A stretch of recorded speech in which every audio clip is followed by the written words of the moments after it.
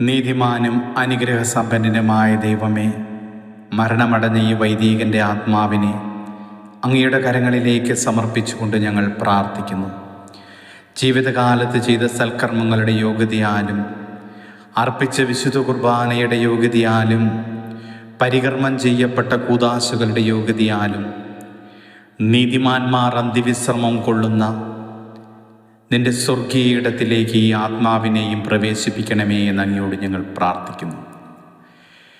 പരിശുദ്ധവും പരിപാവനവുമായ ദേവാലയത്തിലൂടെ സഞ്ചരിച്ച ഈ പുരോഹിതൻ്റെ പാദങ്ങളെ നിത്യപ്രകാശത്തിൽ സഞ്ചരിക്കുവാനിടയാക്കണമേ. അനന്തമായ ദൈവകരുണ കണ്ട ഈ പുരോഹിതൻ്റെ കണ്ണുകൾ കർത്താവേ, നിന്റെ മഹത്വപൂർണമായ പ്രത്യാഗമനം കാണുവാനിടയാക്കണമേ.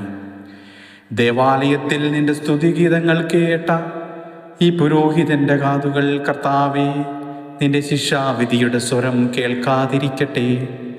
അനുഗ്രഹസമ്പന്നനായ ദൈവമേ, ജീവിതകാലത്ത് ചെയ്ത പാപങ്ങളിൽ നിന്ന് മുഖം മറച്ചുകൊണ്ട് നിത്യസമ്മാനത്തിനായി ഈ സഹോദരനെയും സ്വീകരിക്കണമേ എന്ന് അങ്ങയോട് ഞങ്ങൾ പ്രാർത്ഥിക്കുന്നു.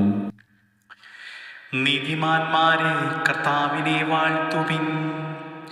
സമയമടുത്തു, ദൈവമിതാ ന്യായാധിപനായി അണയുന്നു.